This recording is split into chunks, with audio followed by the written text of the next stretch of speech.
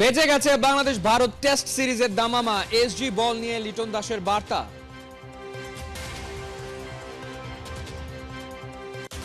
প্রথম টেস্টের জন্য মাস্টার প্ল্যান সাজিয়েছে ইন্ডিয়া। টাইগারদের ফর্মের কারণে বাড়তি সতর্কতা।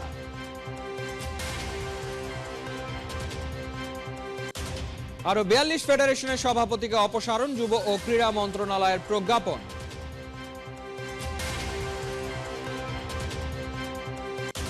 বিশ্বকাপ বাছাইয়ে রাতে আর্জেন্টিনার প্রতিপক্ষ কলম্বিয়া, ভোরে ব্রাজিল প্যারাগুয়ের খেলা।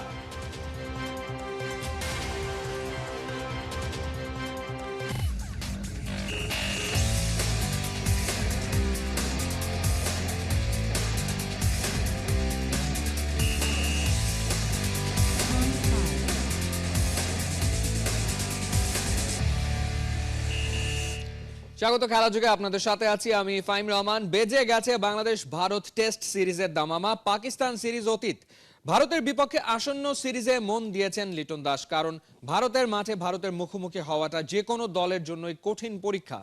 বাংলাদেশ দল কুকাবুরা বলে খেলেই বেশি অভ্যস্ত হলেও ভারতে গিয়ে খেলতে হবে এসজি বল দিয়ে। লিটন জানিয়েছেন এসজি বলে খেলা কিছুটা কঠিন। রহমান পেয়ারের রিপোর্ট।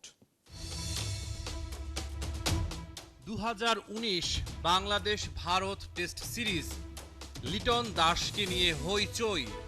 ভারতীয় গণমাধ্যমে দাবি করা হয় তিনি নাকি গোলাপি বলের রং চিনতে পারেন না। তবে সেই লিটনই এখন বাংলাদেশ দলের ত্রাণকর্তা। আসন্ন ভারত সফরে টাইগারদের ট্রাম্প কার্ড, মিডল আর লোয়ার অর্ডারের মাঝে সেতু বন্ধন। বাংলাদেশ দলের বিপদে সবচেয়ে ভালো বন্ধু লিটন। অলমোস্ট 9-10 বছর হয়ে গেছে ক্রিকেট খেলতে, সো ওইটুকু এক্সপিরিয়েন্স তো হয়েছে। এখনই সময় দায়িত্ব নেওয়ার, তো দায়িত্ব যদি এখন না নিই তো আর কবে। সো সুযোগ পেলে আমি বলতেছি যে জিনিসটা, যে দায়িত্ব নেওয়ার সময় এসেছে, বাট এই জিনিসটা এই না যে প্রতি ম্যাচে আমাকে দায়িত্ব নিতে হবে। আমি মানুষ।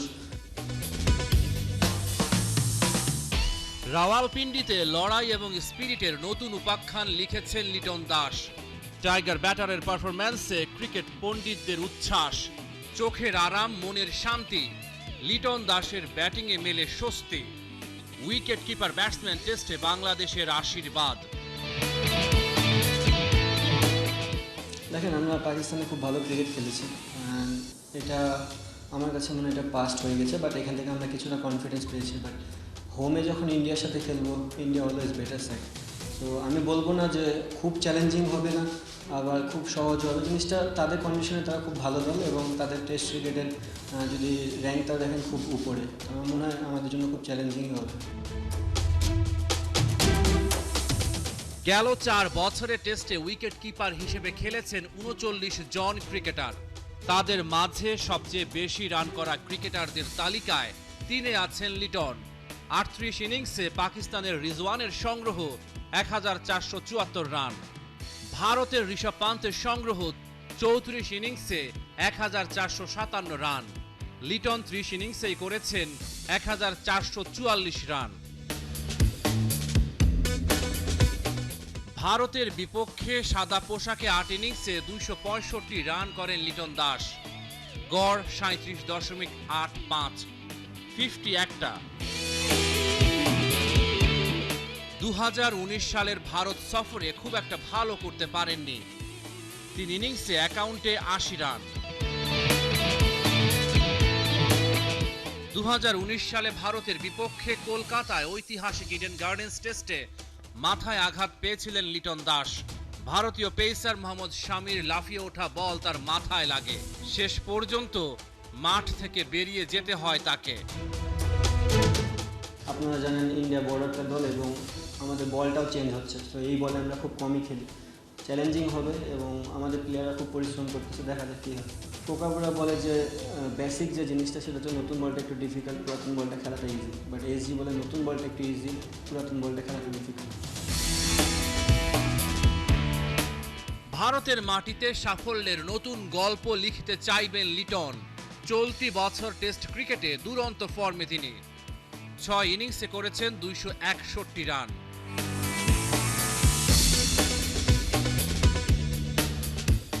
রহমান পেয়ার, 71। প্রথম টেস্টকে সামনে রেখে অত্যন্ত শক্তিশালী স্কোয়াড দিয়েছে ভারত। ব্যাপারটা কি টাইগারদের ফর্মের কারণে বাড়তি সতর্কতা, নাকি পুরোপুরি পেশাদারিত্ব মাস্টার প্ল্যানের অংশ? চেন্নাই টেস্টের সিলেবাসের জুৎসই জবাব কি শান্তদের কাছে আছে? থাকলে ভারতে প্রথম টেস্ট জিততেই পারে বাংলাদেশ। বিশ্লেষণ মাহদি হাসানের কাছে। পরীক্ষা নিরীক্ষা করার দুরন্ত সুযোগ বাংলাদেশের মতো পিছিয়ে থাকা টিমের বিপক্ষে টেস্ট সিরিজের সাম্প্রতিক অতীতের প্রিয় ফর্মুলা ভারতের। কোনো না কোনো কম অভিজ্ঞ তরুণকে চান্স, উইকেটের আচরণ অনুযায়ী সেরা দলটা না দেওয়া ইচ্ছে করেই। তবে প্রথম টেস্টের জন্য যে স্কোয়াড দিয়েছে টিম ইন্ডিয়া, যেন বাংলাদেশের সাথে খেলা নয়, খেলা ওয়ার্ল্ড টেস্ট চ্যাম্পিয়নশিপের ফাইনালের। আবেগ সর্বস্ব বহু ন্যারেটিভ থাকলেও যুক্তির হিসেব বলছে নয়া কোচ গৌতম গম্ভীর রোটেশন পলিসির খুব বড় ভক্ত নন। আগের কোচেদের মতো বিশেষ করে ওস্তাদ হিসেবে শুরুতে নিতে চাচ্ছেন না মান হারানোর ঝুঁকি। চিপক টেস্টের সম্ভাব্য যে একাদশ, আকাশ চোপড়ার অ্যানালাইসিসে বরং ঠিকরে বেরোচ্ছে প্রফেশনালিজম। পরিষ্কার যে চেন্নাইয়ের স্পিনিং ট্র্যাকের চাহিদা মোতাবেক টিম ইন্ডিয়ার 11 হবে পুরোপুরি স্পিন নির্ভর। চিপকে হওয়া সবশেষ টেস্টে ভারতের নেওয়া 20 উইকেটের মধ্যে 17টাই ছিল স্পিনারদের। এই ট্র্যাকে একদিকে যে কোনো পিচে match winner mystery off spinner Ravichandran Ashwin, আরেকদিকে দুই বাঁহাতি অফ স্পিনার রবীন্দ্র জাদেজা আর অক্ষর প্যাটেল।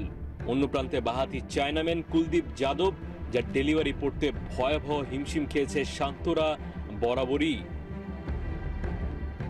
বাংলাদেশের মানসম্মত স্পিনার থাকলেও ভারতের যে লাইন আপ ভারতের মাটিতে বিশ্ব সেরা, এত বৈচিত্র্য, অভিজ্ঞতা, রহস্য, এর জট খোলা হতে পারে অত্যন্ত দুরূহ। পেসে যদি সমানে সমান টেক্কা দেওয়াও যায়, ব্যাটিংটা যদি ক্লিক করেও, ভারতের চার পাণ্ডব স্পিন অ্যাটাকের গুণগত মান সম্ভবত দুই দলের মধ্যে সবচেয়ে বড় পার্থক্যের জায়গা। কিভাবে এই চারজনকে সামলানো যাবে চিপকের ঘূর্ণি পিচে, সেই ধাঁধা মেলানো সম্ভবত দিল্লিতে থাকা শেখ হাসিনাকে বাংলাদেশে ফেরত আনার মতোই জটিল। মাহদি হাসান, ৭১। দীর্ঘ বিরতির পর আবারও মাঠে ফেরার অপেক্ষায় মাশরাফি বিন মুর্তজা। যুক্তরাষ্ট্র টি10 মাস্টার্সের প্লেয়ার ড্রাফট থেকে সাবেক এই টাইগার ক্যাপ্টেনকে দলে ভিড়িয়েছে ডেট্রয়েট ফ্যালকনস। দেশের রাজনৈতিক পট পরিবর্তনের পর থেকে নিজেকে আড়ালে রেখেছেন নড়াইল এক্সপ্রেস, তবে অবশেষে ফেরাটা হচ্ছে নিজের প্রিয় 22 গজ দিয়ে। বিস্তারিত রেদওয়ান শাওনের রিপোর্টে।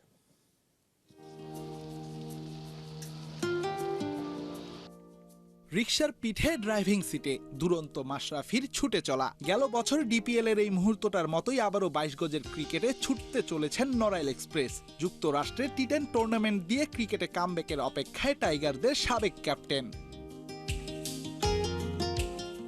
গেল এপ্রিলে শেষবারের মতো খেলেছেন ঢাকা প্রিমিয়ার লিগে। এরপর থেকেই আছেন ক্রিকেটের বাহিরে। দেশের রাজনৈতিক পট পরিবর্তনের পর লোকচক্ষুর আড়ালেই আছেন ক্যাপ্টেন ফ্যান্টাস্টিক। ছাত্র আন্দোলনে তার নীরবতায় দেশ জুড়ে হয়েছে নানা সমালোচনা।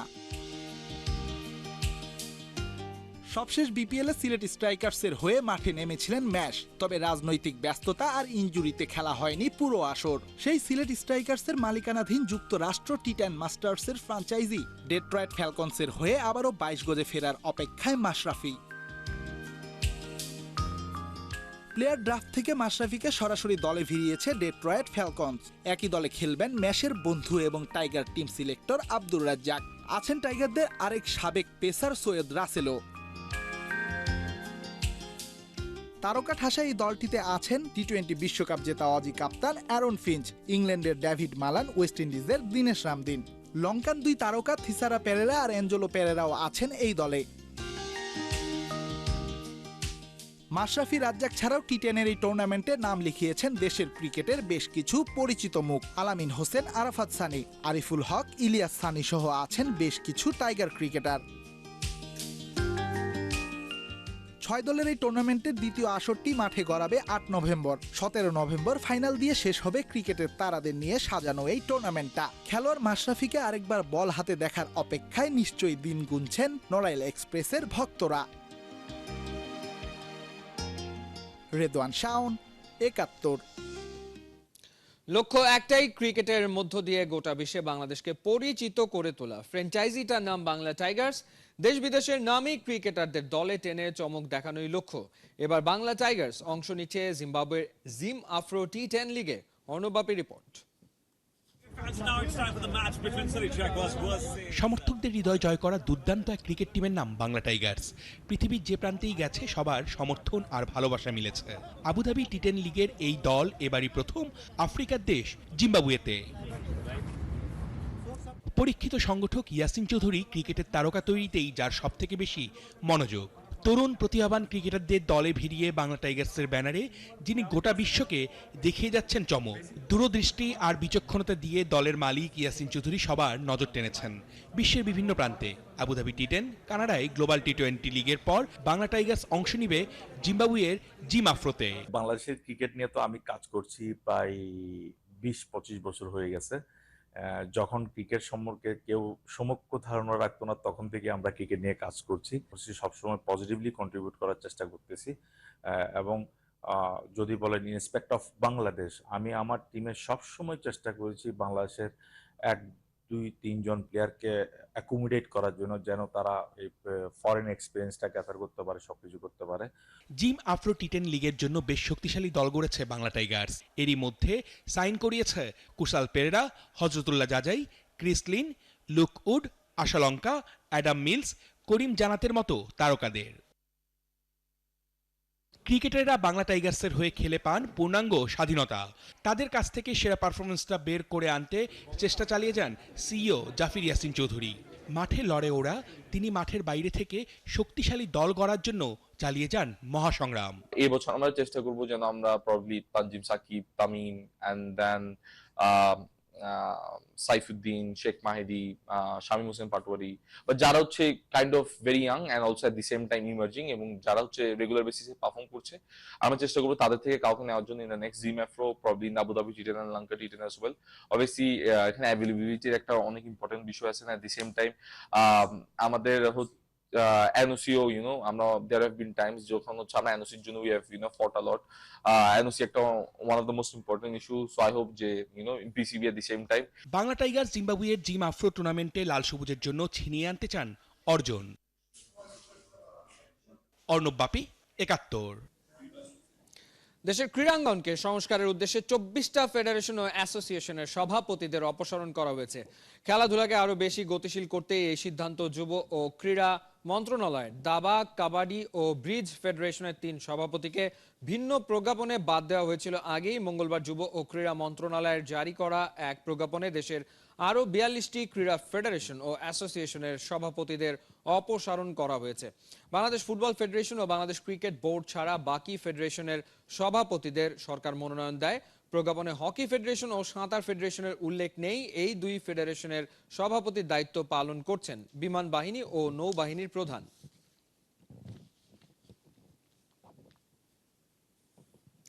মাঠে নামছে আর্জেন্টিনা আর ব্রাজিল, তবে আলাদা ম্যাচ, আলাদা প্রতিপক্ষের বিপক্ষে। ফিফা বিশ্বকাপ বাছাইয়ে বিশ্ব চ্যাম্পিয়নদের প্রতিপক্ষ কলম্বিয়া। খেলা শুরু রাত 2:30টায়। অন্যদিকে ভোরে মাঠে নামছে ধুঁকতে থাকা ব্রাজিল। অ্যাওয়ে ম্যাচে ওদের প্রতিপক্ষ প্যারাগুয়ে। খেলা শুরু বুধবার সকাল 6:30টায়। Kohinoor corner preview report. Copa আমেরিকার ফাইনাল শো রিক্রিয়েট হচ্ছে আরও একবার। মাস দুয়েকের ব্যবধানে কলম্বিয়ার মুখোমুখি আর্জেন্টিনা। মার্কিন মুলুকে ওদেরকে হারিয়ে ব্যাক টু ব্যাক শিরোপা জিতে নিয়েছিল আলবিসেলেস্তারা। বিশ্বকাপ বাছাই টেবিলের 3-এ থাকা কলম্বিয়ার সামনে প্রতিশোধের মিশন। ঘরের মাঠে টেবিল টপার আর্জেন্টিনাকে হারানোর মস্ত বড় সুযোগ। 2 দলের হেড টু হেডে যথারীতি রাজ করছে স্কালোনির শিষ্যরা। 2 দলের 23 লড়াইয়ে কলম্বিয়ার 3 জয়ের বিপরীতে আর্জেন্টিনা জিতেছে 14 ম্যাচ, গোল স্কোর করেছে 33টা। কলম্বিয়ার গোল সংখ্যা যেখানে মোটে 15টা। কলম্বিয়ার বিপক্ষে শেষ 4 ম্যাচে আনবিটেন আর্জেন্টিনা। অবশ্য সব প্রতিযোগিতা মিলিয়ে শেষ 12 ম্যাচেই আনবিটেন আছে বিশ্ব চ্যাম্পিয়নরা। অন্যদিকে শেষ 5 ম্যাচে 2 জয় পেয়েছে কলম্বিয়া। পরিসংখ্যান বলে কনমেবল অঞ্চলে অ্যাওয়ে ম্যাচ জেতা খুব কঠিন। তবে সেই কঠিনকে ভালোভাবেই সামলে নিয়েছে স্কালোনির শিষ্যরা। বিশ্বকাপ বাছাইয়ে এখনো পর্যন্ত 13টি অ্যাওয়ে ম্যাচে ধরে রেখেছে আনবিটেন থাকার তকমা। সেই ধারাবাহিকতায় দিওয়ালা বাহিনীর এখন একটাই লক্ষ্য, বিশ্বকাপের টিকিটটা কনফার্ম করা। কলম্বিয়ার বিপক্ষে অপরিবর্তিত একাদশ নিয়ে মাঠে নামার সম্ভাবনা স্কালোনির দলের। মেসির অবর্তমানে ফ্রন্ট লাইনে হুলিয়ান আলভারেস আর লাউতারো মার্তিনেস, মিডফিল্ড সামলে নেবেন ডি পল ফার্নান্দেজরা। ক্লিন শিট রাখার দায়িত্বটা যথারীতি থাকছে আনপ্যারালাল মার্তিনেজের কাঁধে। চিরপ্রতিদ্বন্দ্বী আর্জেন্টিনা উঠছে, আর উল্টো রথে যাত্রী হয়েছে 5 বারের বিশ্ব champion Brazil. Back to back জয়ের খোঁজে এবারে ওদের প্রতিপক্ষ টেবিলের 7 নম্বরে থাকা প্যারাগুয়ে। জুলাইয়ের কোপা আমেরিকার ভয়াবহ ব্রাজিলের একমাত্র যে জয়টা এসেছিল সেটা এই দলটার বিপক্ষেই। তাই বোঝাই যাচ্ছে ম্যাচটা অ্যাওয়ে হলেও হেড টু হেড এবং সাম্প্রতিক পারফরমেন্সে সেলেসাওরাই থাকছে আপার হ্যান্ডে। দু দলের 18 লড়াইয়ে ব্রাজিল জিতেছে 10 ম্যাচ, প্যারাগুয়ের জয় 5টিতে। সব প্রতিযোগিতা মিলিয়ে শেষ 6 ম্যাচে 2টিতে জিতেছে ব্রাজিল। দরিবেল বাহিনীর সময়টা খারাপ গেলেও প্যারাগুয়ের বিপক্ষে শেষ 5 ম্যাচে জয় পেয়েছে দলটা। এদিকে শেষ 4 ম্যাচ ধরে জয়হীন প্যারাগুয়ে। শেষ ম্যাচে ইকুয়েডরের বিপক্ষে কাঙ্ক্ষিত জয়ের দেখা পেয়েছিল ব্রাজিল। ব্যাক টু ব্যাক জয়ের আশায় প্যারাগুয়ের বিপক্ষেও ধরে রাখতে চায় উইনিং কম্বিনেশন। সম্ভাব্য 4-2-3-1 ফরমেশনে স্ট্রাইকিং জোন সামলাবেন ভিনিসিয়াস জুনিয়র আর রদ্রিগো। গোলবারের নিচে থাকছেন অ্যালিসন বেকার। তবে এই ম্যাচেও বেঞ্চেই কাটাতে হচ্ছে ওয়ান্ডার বয় এনরিককে। কোহিনুর কণা, 71। আজ রাতেই ফুটবলে সেঞ্চুরি করতে যাচ্ছেন হ্যারি কেইন। তার অনুপ্রেরণার কারিগর ক্রিশ্চিয়ানো রোনালদো জাতীয় দলের জার্সিতে 100তম ম্যাচ খেলার মাইল ফলক স্পর্শ করবেন।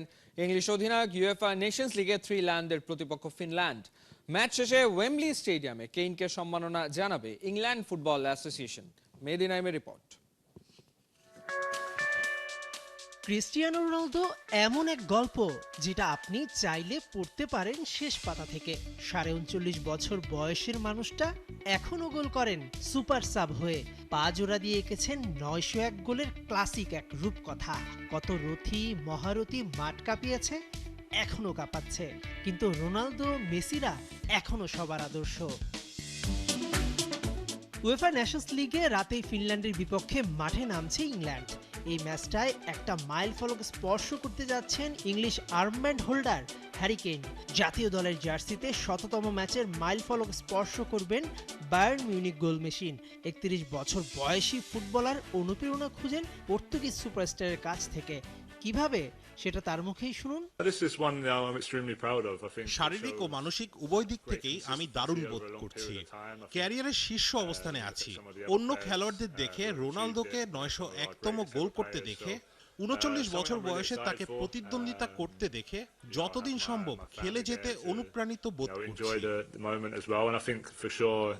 সবশেষ 2014 সালে আরেক ইংলিশ তারকা ওয়েইন রুনি 3 লায়নদের হয়ে 100তম ম্যাচ খেলার গৌরব অর্জন করেছিল। ইংল্যান্ডের হয়ে 10ম ফুটবলার হিসেবে ম্যাচ খেলার সেঞ্চুরি করবেন কেইন। ইংল্যান্ড জাতীয় দলে 2015 সালে অভিষেক হয় কেইনের। সেই থেকে দেশের হয়ে মোট 99 ম্যাচ খেলে 66 গোল করেছেন ইংলিশ কাপ্তান।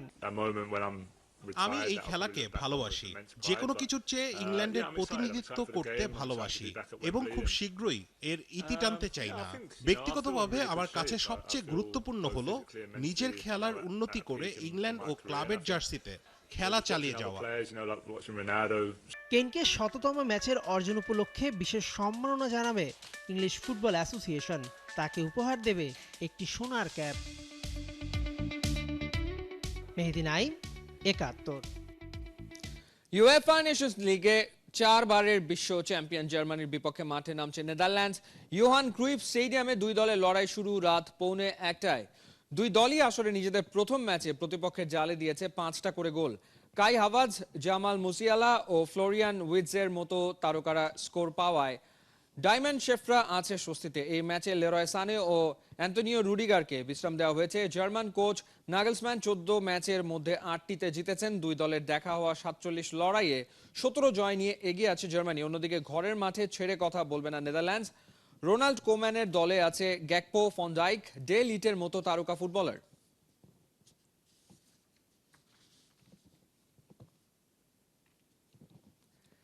নেশনস লিগে অবশেষে জয়ের দেখা পেল ফ্রান্স। ঘরের মাঠে বেলজিয়ামের বিপক্ষে 2-0 গোলের জয় পেয়েছে দিদিয়ের দেশমের দল।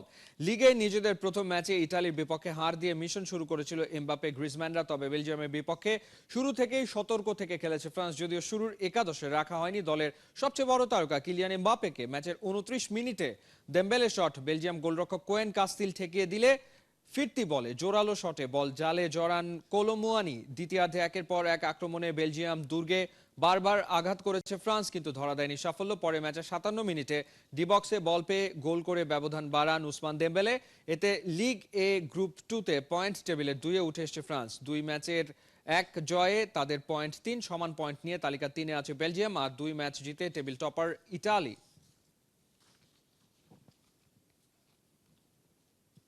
চলছে খেলাযোগ সরাসরি সংবাদ অনুষ্ঠান দেখতে চোখ রাখুন একাত্তরের ফেসবুক পেজে এবং সাবস্ক্রাইব করুন একাত্তরের ইউটিউব চ্যানেল। একাত্তরের সাথেই থাকুন।